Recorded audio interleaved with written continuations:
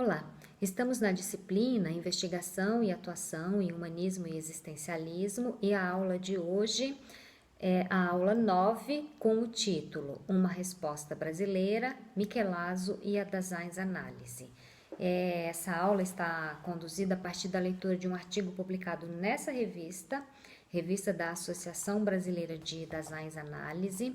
O artigo é de um filósofo e psicólogo brasileiro, o Michelazzo, e o artigo tem o seguinte título: Análise e a Doença do Mundo.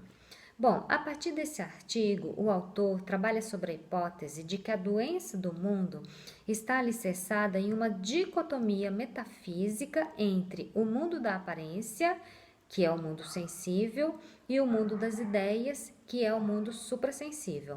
O autor, que tem o seu pensamento fundado no filósofo Martin Heidegger, considera que essa dicotomia teve seu início desde Platão e ganhou impulso em Descartes, foi assumindo uma proporção gigantesca desde o positivismo do século XIX.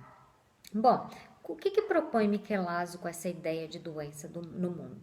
Ele propõe que a separação entre sujeito e objeto, entre mundo sensível e mundo suprassensível, essa separação produziu um modo de ser, de condução do mundo, que é um modo que desinstala o ser humano de um modo mais integral, de um modo mais verdadeiro de existir. O que seria essa dicotomia? Como seria essa dicotomia? Bom, ela diz que no mundo sensível existe a opinião, a doxa. Já no mundo suprassensível existe algo superior que a opinião e a doxa. Existe a ideia. No mundo sensível existe a emoção, que muitas vezes nos toma, nos arrasta e nos confunde. No mundo suprassensível existe algo superior à emoção, que é a razão, na qual devemos estar firmados para conduzir uma vida boa. No mundo sensível existe o fenômeno, aquelas coisas que aparecem e se transformam. No mundo suprassensível existe o fato, aquelas coisas que são reais. No mundo sensível existe o mito, aquela criação povoada de imaginação. Já no mundo suprassensível existe o conhecimento, que não é baseado na imaginação, é algo certo. No mundo sensível temos o prazer e a dor. No mundo suprassensível temos o otimismo, o positivismo. No mundo sensível temos a transitoriedade, tudo passa. No mundo suprassensível temos a permanência. No mundo sensível temos a existência que se transforma e que vai acontecendo.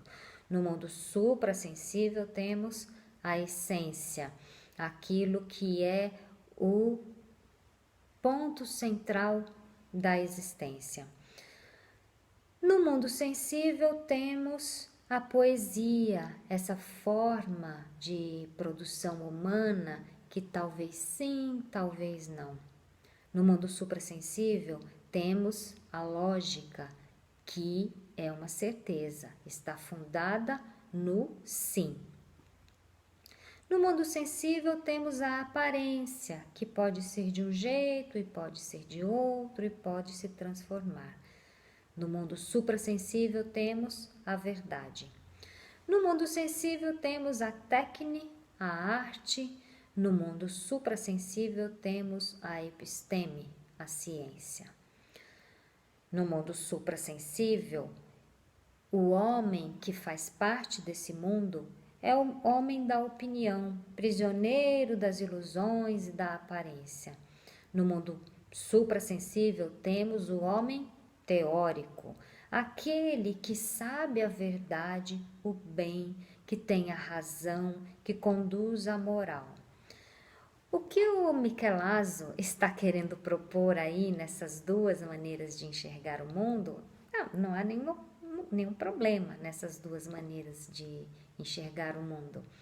O problema é quando o ser humano acredita que ele pode abandonar o mundo sensível e pode habitar somente nesse mundo suprassensível. Essa é a doença do mundo. A doença do mundo se instala quando o homem se instala nessa técnica, nessa episteme, nessa ciência, nesse fato, nesse conhecimento e, de certa maneira, desvaloriza a emoção, desvaloriza o mito, desvaloriza a poesia, a aparência, a arte, modos de ser no mundo que estão fundados naquilo que Russell chamava de mundo da vida, na experiência real. O Michelangelo propõe que a doença do mundo acontece porque nos afastamos da experiência real. E aí, voltando ao início da nossa disciplina, né? A nossa disciplina começou como uma busca de compreender a crise das ciências e a crise ética que se instalou lá no século XIX, ou melhor, no século XX. E o Michelangelo propõe que essa crise, ela também é agravada pelo direcionamento humano totalmente voltado para a ciência e que abandona o mundo da vida, porque o mundo da vida faz parte de um modo autêntico e de um modo integral da existência humana. E quando nos afastamos desse mundo da vida, tentamos fundar a existência em um ideal que povoa apenas o mundo das ideias, um ideal inalcançável, né? Então, essa dicotomia surge precisamente no pensamento metafísico, aí já é uma crítica do Heidegger, né? O Heidegger propõe que a metafísica abandonou completamente a verdade do ser, e esse pensamento metafísico reúne as seguintes características: interessa-se somente pela parte iluminada do ser, considera que a verdade se encontra no mundo das ideias, o mundo real é destituído de verdade, divide o real em dois âmbitos distintos e inconciliáveis, que são esses que eu acabei de falar: o mundo sensível e o mundo suprassensível. O mundo suprassensível seria aquele sobre o qual a ciência estaria firmada. O pensamento metafísico propõe a transcendência vertical, que considera que aqui embaixo estão as coisas enganosas. Lá em cima, lá no alto, no mundo das ideias, se encontra a verdade.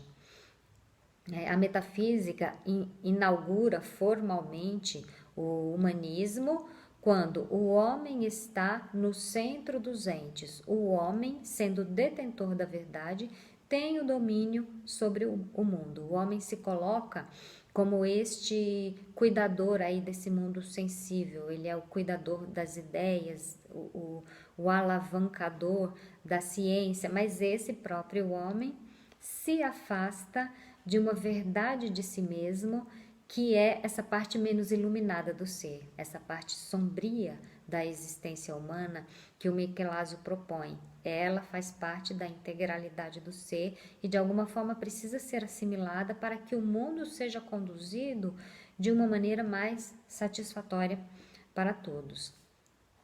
Qual a relação Michelangelo estabelece entre o domínio sobre o mundo e a doença do mundo? Então, eu vou ler um fragmento aqui do Michelangelo. Preso às engrenagens vorazes da razão instrumental, com a qual dá-se o saque à natureza, o homem acha-se refém das planificações globais e das indústrias de processamento automático, nivelador e desenfreado. A criatura parece ter se desprendido do Criador, tornando-se cada vez mais potente e autossuficiente, seguindo um caminho próprio, perigoso e devastador. Então, a questão dessa separação do mundo sensível e do mundo suprassensível é que o ser humano acaba se afastando, a criatura acaba se afastando da sua própria integralidade, do seu modo inteiro de ser. A exploração da natureza vai se tornando cada vez mais devastadora nesse modo de ser doente, né? Pois o processo de produção e consumo que havia sido alavancado pelo homem alimenta-se a si mesmo, já sem a necessidade de participação do homem. Então o homem criou tudo isso. Mas tudo isso que foi criado pelo homem, a técnica, chega um momento em que ela começa a girar em torno de si mesma e o homem fica de lado. Então o homem perde a participação nesse mundo técnico que se avoluma e que aí produz essa questão de devastação da natureza, devastação do homem pelo próprio homem. O homem, que de alguma maneira também é parte da natureza, torna-se ele mesmo objeto de exploração e saque, porque a ciência se avoluma de tal maneira, a razão, a tecnologia, a ideia se avoluma de tal maneira que ela se afasta do próprio homem que havia criado todo esse modo de compreensão do mundo. Então, o homem se torna objeto de exploração e saque. Nas palavras de Michelangelo, um ser patético e alienado de si mesmo, inteiramente dócil aos apelos da propaganda e do consumo, por exemplo. Um homem que já não consegue sustentar a responsabilidade por seu próprio existir. Então, quando esse lado sensível do mundo é ignorado, esse homem se torna refém de si mesmo, refém de sua própria produção técnica, científica, intelectual, que se dissocia de um modo humano, verdadeiramente humano. Mais um fragmento do Michelangelo, agora citando Heidegger, diz assim: Heidegger dirá que estamos à beira do abismo não pelos perigos advindos das máquinas ou ogivas nucleares, da violência das grandes cidades ou mesmo da barbárie cultural, mas antes e justamente da possibilidade real de que o homem possa não ter mais acesso ao pensamento do ser, que é aquele que traz o sentido das coisas para o homem. E fazer sentido significa compreender-se a si mesmo ao lidar com as coisas, ser tocado e afetado por elas, habitar na sua proximidade. Assim, um possível esquecimento definitivo do ser verdadeiramente constituiria para nós o perigo supremo. Pois isso significaria o desaparecimento para sempre da essência do humano no homem. Então, o que Michelangelo está problematizando aqui é essa dissociação que o homem acaba fazendo devido a essa sua imersão na ciência e na técnica, a dissociação da parte luminosa e da parte sombria da existência humana. E a poesia vem trazer isso. A poesia, a literatura, a arte são produções humanas que não deixam na ignorância o lado sombrio do homem. Enquanto que a ciência, a técnica e a ideia, de certa forma, ignoram esse lado sombrio da existência humana, né? A poesia, por exemplo, vou citar uma poesia de Ferreira Goulart, poeta brasileiro Ferreira Goulart, em que ele traz a ideia de que o homem possui um lado sombrio e um lado luminoso, que é isso que o Michelangelo está querendo resgatar, né?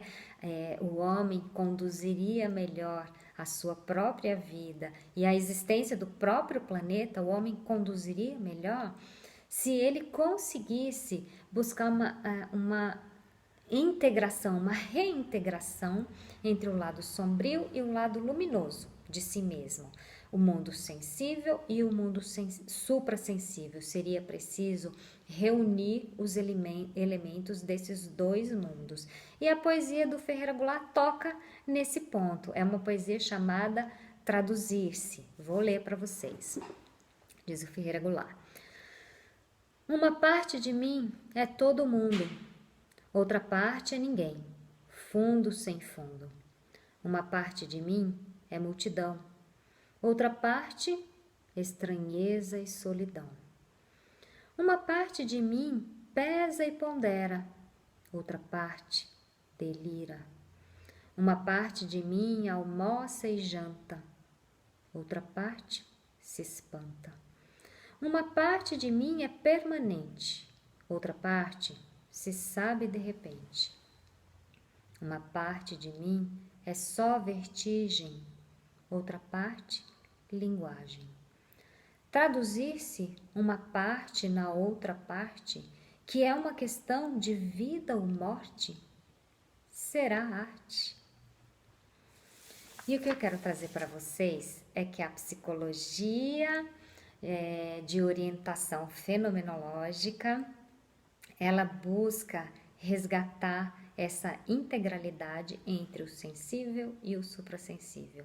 A psicoterapia dessa abordagem, ela procura trazer o encontro entre o lado luminoso do homem e esse lado sombrio do homem, tal como retrata o Ferreira Goulart.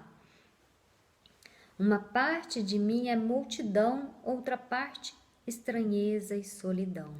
Quando o ser humano ele fica paralisado nessa parte só multidão e ele se esquiva do seu lado estranheza e solidão, quando o ser humano faz essa divisão, provavelmente vai surgir alguma coisa disfuncional em seu modo de ser, porque o ser humano é essa integralidade. O ser humano é aquele que gosta da multidão, mas aquele que também tem um lado de estranheza e solidão. E a psicoterapia e a psicologia fenomenológica existencial, ela vai confrontar esse mundo que nós vivemos. Nós estamos vivendo num mundo que teve uma crise lá no meados do século XX, mas essa crise se estende, essa crise continua. E como lidar com essa crise? Como lidar com essa doença do mundo? Essa crise produziu uma doença no mundo, uma doença em que alguma metade aí da população mundial vive em condições subhumanas e outra parte da população mundial vive numa abundância que até adoece de tão abundância que é. Como lidar com isso, com essa doença do mundo? Como lidar com essa doença que conduz o homem a comportamentos de destruição da própria natureza, destruição da sua casa, da sua habitação, do seu abrigo, que é o mundo onde nós vivemos? Como lidar com essa humanidade? Aqui eu não estou falando agora do cliente em terapia, estou falando da humanidade como um todo. Como lidar com essa humanidade de tal maneira em que a humanidade possa superar essa doença do mundo, possa se conduzir de uma maneira mais verdadeira consigo mesma, e isso vai repercutir para o restante da humanidade, né? Então, o Michelazzo, aí, em seguimento à proposição de Heidegger, ele diz que diante da doença do mundo, o ser humano pode assumir algumas atitudes. Quais são elas? Primeira delas, podemos nos resignar. Podemos dizer, como os personagens Vladimir e Estragon, de uma peça teatral que eu gosto muito, Esperando Godot, podemos dizer como eles dizem: nada a fazer, dizem o Estragon e o seu companheiro de jornada. Nada a fazer. Mas podemos também ter outra atitude, que seria revoltarmos-nos, irmos à guerra, enfrentarmos com violência a situação do mundo. É uma segunda maneira de reagir. Mas ainda existe uma terceira maneira de reagir, a maneira proposta por Heidegger e assinalada por Michelazzo. Que maneira é essa? Podemos também pensar. Então podemos resignar-nos, revoltar-nos ou pensar. trazer o pensamento que é ao mesmo tempo o pensamento da ciência, pensamento da técnica, mas também pensamento da poesia, pensamento da arte, pensamento que evoca o lado luminoso do homem e o lado sombreado do homem. Então, o pensamento proposto por Heidegger é o pensamento reflexivo. O pensamento reflexivo e o pensamento poético representam para Heidegger e todos os seus seguidores a possibilidade de um outro início, um início que possa produzir uma humanidade que se conduza em construção de mundo e não em deterioração do mundo. E o Heidegger aprecia também a poesia, e o poeta da predileção do Heidegger se chama Hölderlin. Eu não sei se eu sei pronunciar muito bem o nome dele, é Hölderlin. E o Heidegger cita uma passagem do Hölderlin, que é: mas lá onde há perigo, lá também cresce aquilo que salva. Então, nós podemos refletir sobre essa frase. Nós estamos no mundo e nós semeamos nesse mundo que nós vivemos o perigo. Nós semeamos a doença do mundo. Nós vivemos num mundo que já tem as suas questões naturais de ameaça ao homem, os desastres naturais, as doenças, a finitude, tudo isso ameaça o ser humano, mas temos outras ameaças produzidas pelo próprio homem, que é a devastação da natureza, a devastação e a opressão do homem pelo homem, que não precisaria existir, mas existe. Então, como lidar com tudo isso, né? E o Heidegger traz a poesia do Hölderlin. Onde há perigo, ali cresce também a salvação. Então, a partir de onde nós podemos produzir um mundo melhor para lidar com essa crise das ciências e essa crise da humanidade? Onde buscar recursos para lidar com essa crise das ciências e com essa crise da humanidade? Aqui, exatamente onde nós estamos instalados, nesse mundo onde existe perigo. Nós estamos instalados em um mundo, segundo Michelangelo, um mundo doente, um mundo que apresenta perigo, mas é a partir desse mundo que podemos produzir o pensamento reflexivo, o pensamento que integra o homem em uma totalidade e que poderia ser capaz de alavancá-lo para modos de existência mais satisfatório. E aqui nós podemos pensar no modo de existência individual, o meu modo de existência mais satisfatório, mas também modos de existência comunitários, né, dentro do mundo onde nós vivemos. E o Michelangelo conclui propondo que a psicoterapia também tem uma incumbência, tem uma tarefa, que seria manter o ser humano próximo daquilo que é o perigo, vigilante acerca do perigo, vigilante acerca da doença do mundo que ele mesmo está produzindo. O homem precisa estar vigilante em relação a isso, para refletir e para se posicionar. E eu concluo com um pequeno verso do Carlos Drummond de Andrade. Na canção Amiga, ele diz: eu preparo uma canção que faça acordar os homens e adormecer as crianças. Diante da doença do mundo, estejamos acordados para que as crianças possam dormir. A aula de hoje termina aqui.